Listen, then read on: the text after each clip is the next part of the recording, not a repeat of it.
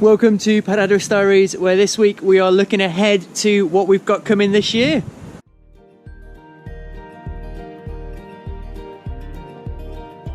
In November 2017, we moved to the beautiful Ynys Môn, the island of Anglesey in northwest Wales, to begin the adventure of developing a 12-acre smallholding and planting a church, all while learning to be parents for the first time.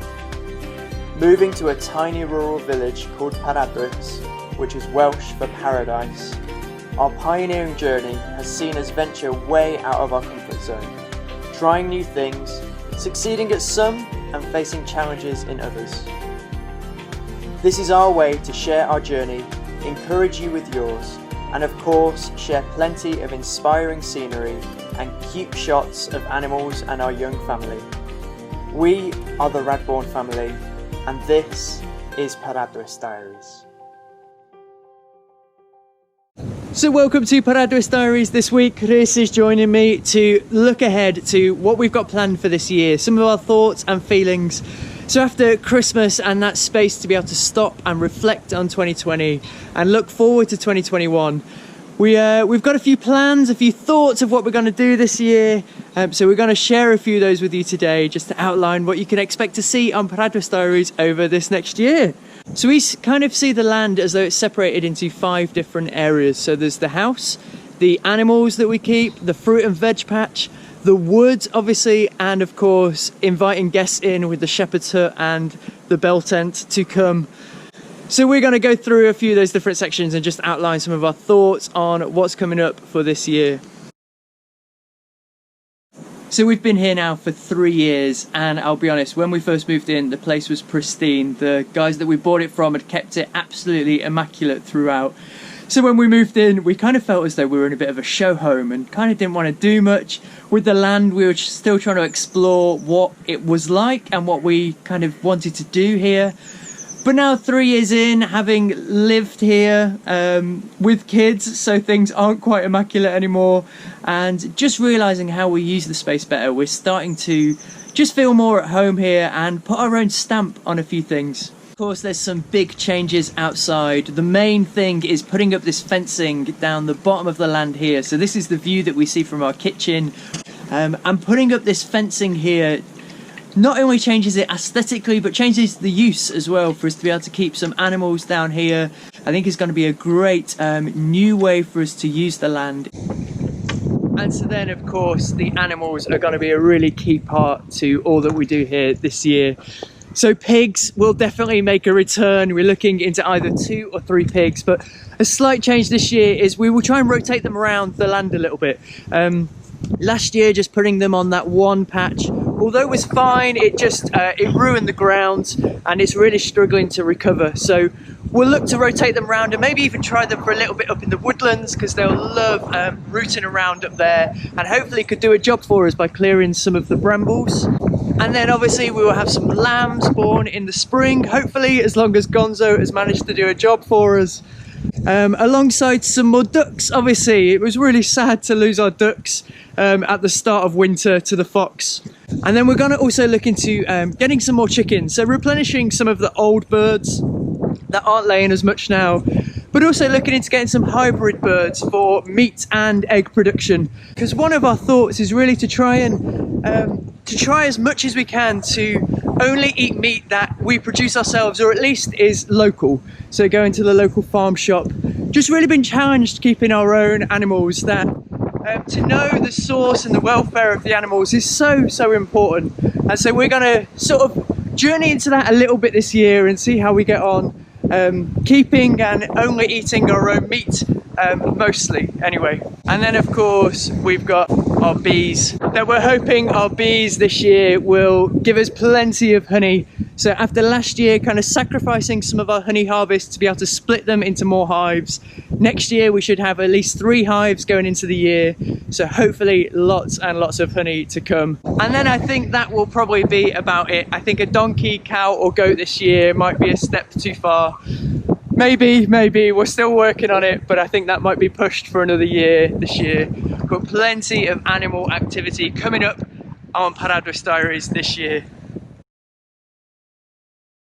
So fruit and veg will very much continue as we have done in the past. We have planted some more blueberry bushes in the fruit strip, and we're going to look into doing some rhubarb maybe as well. The key thing for our fruit and veg really is to improve the soil.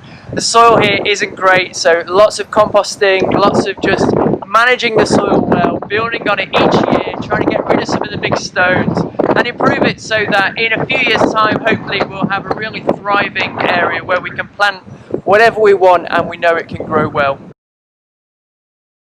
And so as you know, wood is a really important thing for us here as well with our biomass boiler.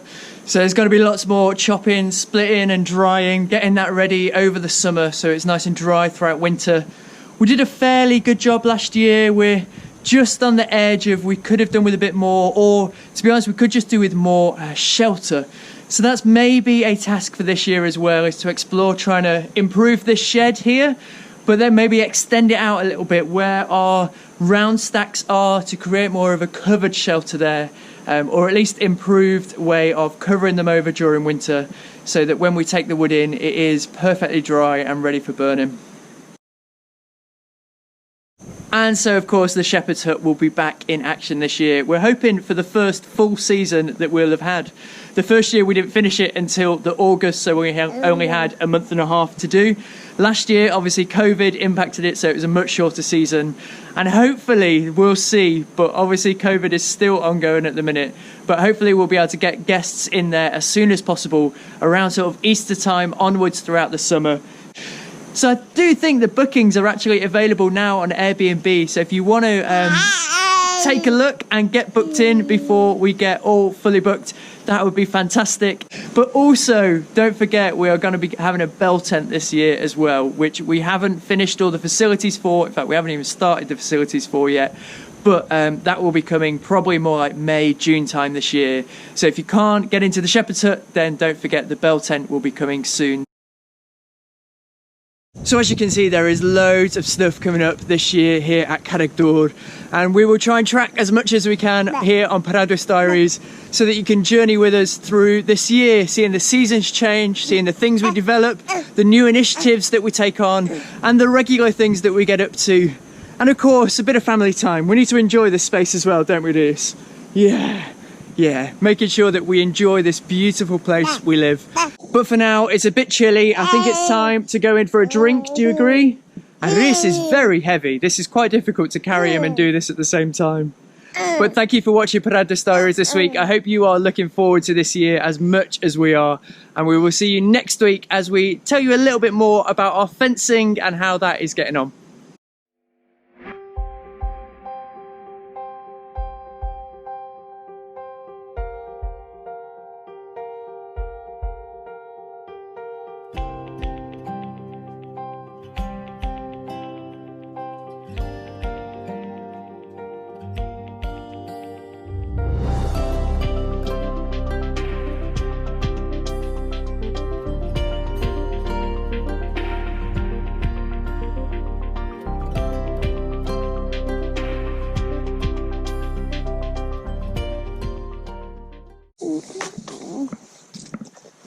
Yeah, go put the kettle on for me.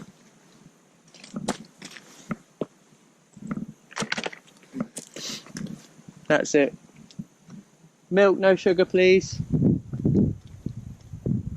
Sugar? No, thank you. Not in my tea. Butter? Not in my tea, thank you. What else? Just a tea bag, some hot water and milk, please.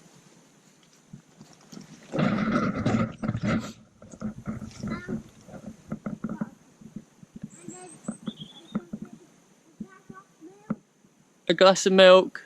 Do you want some milk? No, okay. You, Dad? No, thank you. Just a cup of tea, please.